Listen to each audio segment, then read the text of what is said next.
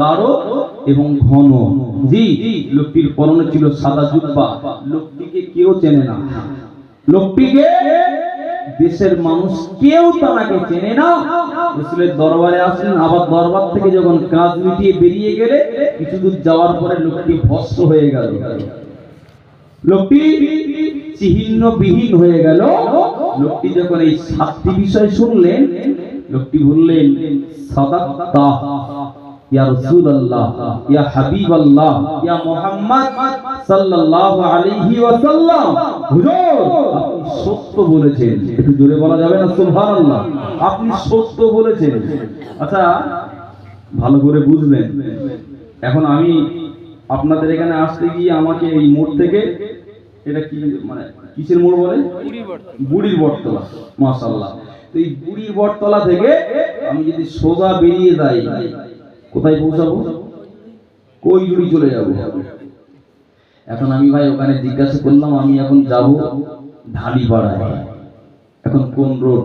আমি তো চিনি না। এখন ভাইরা আমাকে বললেন, হুজুর আপনি ডাইনে টার্নিং নেন, সোজা গেলেই ঈদগাহ পেয়ে যাবেন, ঢালিপাড়া পেয়ে যাবেন। এখন আমি যদি জানার পরে, জিজ্ঞাসা করার পরে যদি বলি হ্যাঁ তুমি ঠিক বলেছো ভাই, তোর আমার ম্যাট বলবে না? বলে তো সাক্কা পাগল। পাগল বলবে না ছাগল বলবে? এতো বল, আমাকে তো বলবে তো একেবারে শিওর পাগল। ও জানে না কোনটা ঢালিপাড়া আর কোনটা চরপাড়া। আমাদের কাছে জিজ্ঞাসা করেছে, ভুল বলেছি কি ঠিক বলেছি ও তো জানে না, কিন্তু বলার সঙ্গে সঙ্গে বলতেছে যে না তুমি ঠিক বলেছো, আমারে পাগল বলবে। লোকটি রাসূলের কাছে যেই শুনলেন, হুজুর আপনি আমাকে ঈমান সম্পর্কে জানান, আমি জানি না।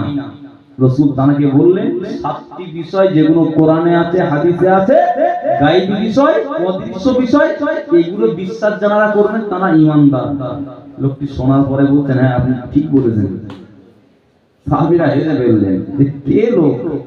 আর হযরত ওমর তিনি খুব ঠান্ডা মস্তিষ্কে ছিলেন না, খুব একটু মানে রাগান্বিত ছিলেন, খুব রাগান্বিত, খুব ক্রোধান্বিত তিনি ছিলেন, খুব রাগী ব্যক্তি তিনি ছিলেন।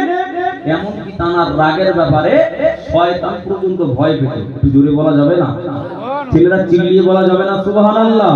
আল্লাহ নবী একদিন বসে রইলেন, ও আমার ভাইজানেরা, ও নওজোয়ানেরা, তরুণেরা, হযরত ওমর আগমন করলেন আল্লাহ নবীর সম্মুখে। হযরত ওমর যেই আগমন করলেন, আল্লাহ নবী ওমরকে দেখলে হাসতে লাগলেন। আমার নবী হাসতে লাগলেন। হযরত ওমর আল্লাহ নবীকে সালাম দিয়ে বললেন, ইয়া রাসূলুল্লাহ, হাবিবাল্লাহ, হুজুর আপনি আমাকে দেখে হাসেন কেন? আল্লাহ নবী বললেন, সাহাবী ওমর, আমি রাসূলুল্লাহ দেখতে পেলাম এই রাস্তা দিয়ে ইবলিস আগমন করেছিল, শয়তান আসছিল। তুমি যেই না এই রাস্তায় পদার্পণ করেছো, ইবলিস তোমাকে দেখে, শয়তান তোমাকে দেখে এখান থেকে ছুটে ছুটে ছুটে ছুটে পালিয়ে চলে যায়। জোরে বলে। সেই ফারুকে আযম তিনি হাদিসটি বর্ণনা করছেন। করতে গিয়ে লোকটি, ওই আগন্তুক ব্যক্তি এবারে বলছেন, হুজুর আমি তো ঈমান সম্পর্কে জানলাম, এবারে আমার কোশ্চেন হলো আখবিরনি আনিল ইসলাম। হুজুর আপনি আমাকে বলেন ইসলামটা কোন জিনিস, কিসে कहते हैं ইসলাম, ইসলাম কাকে বলে? রাসূল বললেন, ভাই ইসলাম এর বাংলা মানে হলো শান্তি, আত্মসমর্পণকারী। তো যিনি ইসলাম মানবেন, ঈমানের বাংলা মানে হলো বিশ্বাস, আর ইসলামের শান্তি। বাহ মাশাআল্লাহ। ইসলামের বাংলা মানে, তাহলে আমরা কোন ধর্মে আছি? শান্তির ধর্মে, নিরাপত্তার ধর্মে। যে ধর্ম আমাদের জান মাল এর সালামতি দিয়েছে, নিরাপত্তার ব্যবস্থা করেছে, যে ধর্ম আপনাকে আমাকে শান্তি কিসে পাওয়া যায় সেই জিনিস শিখিয়েছে, তার নাম হলো Islam. Islam is the complete good of life. একটু জোরে বলা যাবে না? ভাইরা আমার, নওজোয়ানেরা, তরুণেরা, আব্বারা মায়েরা শুনে আগে, ও তালিবান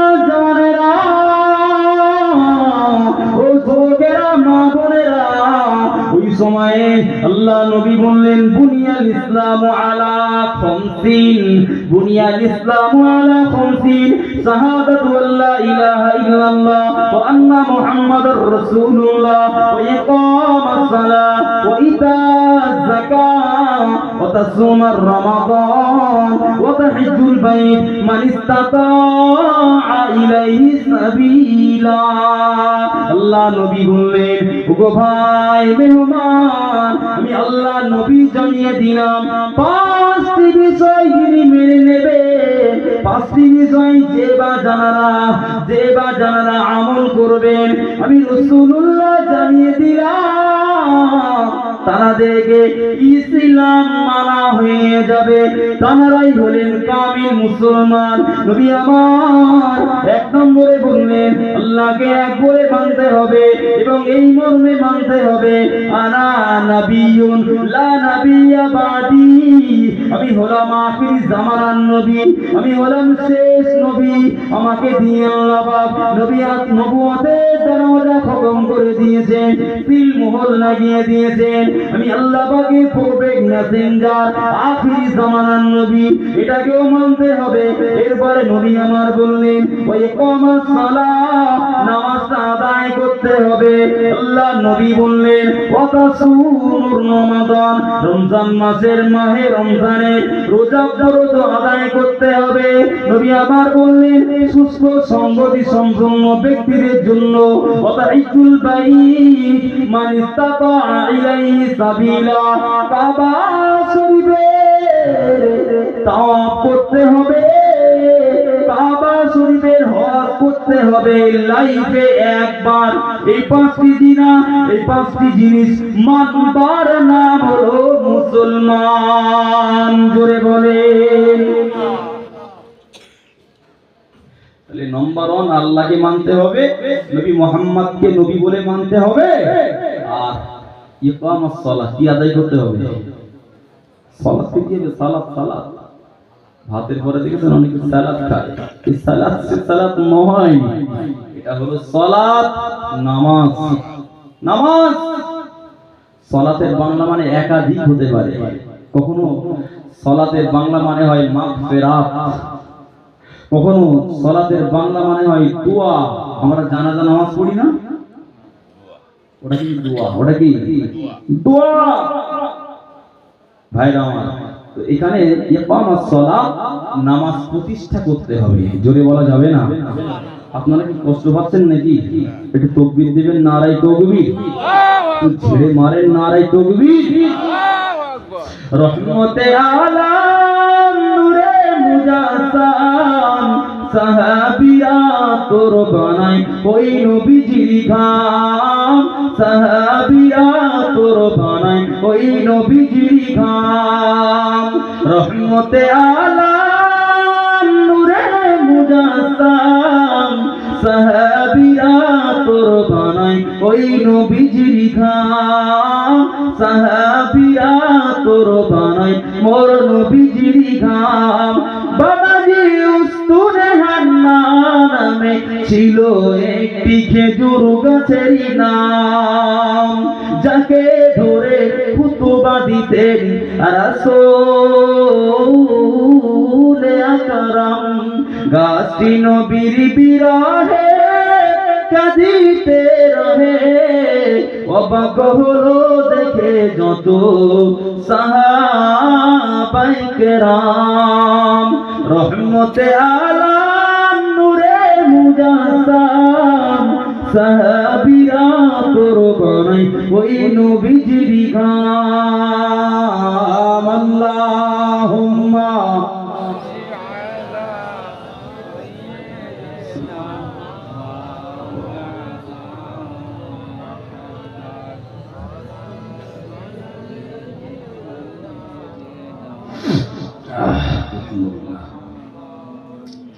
কি কথা বললাম?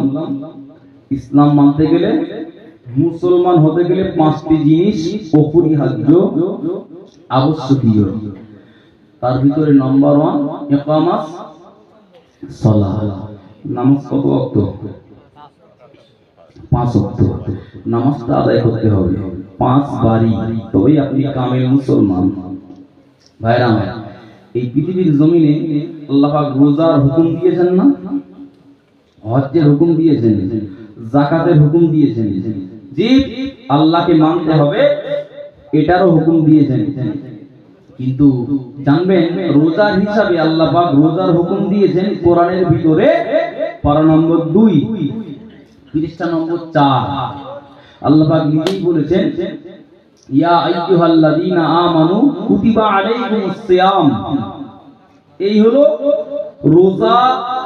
রোজা আদায় করার মূল আয়াত, মূল হুকুম। হজ্জের বিষয়ে আল্লাহ পাক যে আয়াত নাযিল করেছেন ওই পারা নম্বর 4 পৃষ্ঠা নম্বর 1 আল্লাহ পাক ওখানেই জানিয়েছেন, ওয়ালিল্লাহি আলান নাসি হিজ্জুল বাইত মান ইসতাতাআ ইলাইহি সাবিলা। কিন্তু জানবেন নামাজ এত বড় একটা ভাইটাল ইবাদত, নামাজের বিধান আল্লাহ পাক দুনিয়াতে দেননি, আপনার আমার নবীকে আল্লাহ পাক দাওয়াত করে আরশে আজিমে আল্লাহ পাক নামাজ দিয়েছেন আপনার উম্মতে মুহাম্মাদীদের উপরে। একটু জোরে বলা যাবে না? কোথায় বললাম? আরশে আজিমে। আমার সোনা মানিকেরা, নওজওয়ানেরা, তরুণেরা, আল্লাহ পাক একদিন আল্লাহ পাক এক সময় একটি আয়াতে, ও আমার ভাইয়েরা, আল্লাহ পাক জিবরাইলকে পাঠিয়ে দিলেন। আল্লাহ ফেরেশতা জিবরাইল আসলেন, আল্লাহ নবীকে সালাম দিয়ে বললেন, ইয়া রাসূলুল্লাহ, হাবিবাল্লাহ, আল্লাহ পাক আপনার সঙ্গে দিদার করবেন।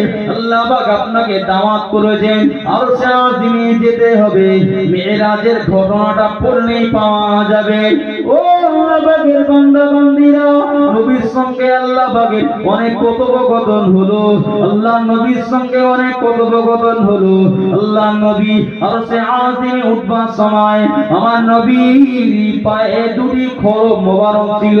আল্লাহ নবী খড়ম দুটি খুলে রেখে উঠছিলেন, কারণ আল্লাহ পাকের দিদারে যাচ্ছেন আমার নবী।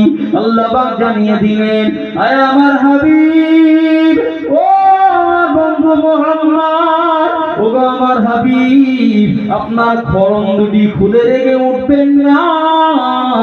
আপনার জুদোর ধুলিতে, আপনার খড়মের ধুলিতে আমি আল্লাহ পাক আমার আরো ধন্য হয়ে যাবে।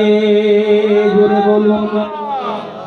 ও আমার ভাইয়েরা, আল্লাহ নবীর সঙ্গে ওই দিনে আল্লাহ পাকের অনেক কথোপকথন হলো। আল্লাহ নবী মৃত্যু বিচারে আমাদের কথা ভুলে যাননি, দুনিয়াতে ভুলেননি। আরশে আজিমে মিরাজের রজনীতে আল্লাহ পাকের নবী আপনার আমার কথা ভুলে যাননি। আমাদের নবী বলেছিলেন, আল্লাহ পাক, ও রব্বুল আলামিন, আল্লাহ পাক আপনার সঙ্গে আজকে আমার যেভাবে কথোপকথন হলো, আপনার সঙ্গে আমার যেভাবে আজকের দিদারটা হলো, আল্লাহ, ও রব্বুল আলামিন, আল্লাহ পাক আমার উম্মত-উম্মতিরা কি আপনার দিদার থেকে মাহরুম হবে নাকি? আমার উম্মত-উম্মতিরা কি আপনার দেখা থেকে বঞ্চিত হবে নাকি? আল্লাহ পাক নামাজ পাঠিয়ে দিলেন। হে আমার হাবিব, ও আমার বন্ধু মুহাম্মদ, হুজুর আপনি ঘাবড়াবেন না, হুজুর আপনি টেনশন ফিল করবেন না। আমি আল্লাহ পাক 50 ওয়াক্ত নামাজ পাঠিয়ে দিলাম। নামাজ হলো আসসালাতু মিফতাহুল জান্নাহ। নামাজ হলো আল্লাহ পাকের রহমতের দয়ার জান্নাতের চাবি। জোরে বলেন, আরো জোরে বলুন সুবহানাল্লাহ। নবী আমার নামাজগুলো নিয়ে 50 ওয়াক্ত নামাজ নিয়ে আসছিলেন। নবী মুসার সঙ্গে দেখা হলো।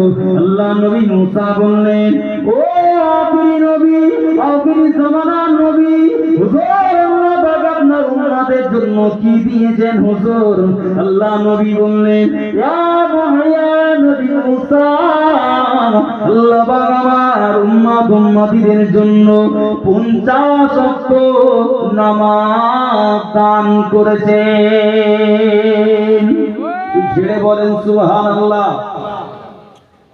আপনারা ইতিহাস জানেন, আমি জানি, আমি বোঝানোর জন্য বলছি, ঘটনা বলার জন্য নয়। অসুবিধা হচ্ছে না তো? তকবীর দেবেন, নারাই তকবীর। আমি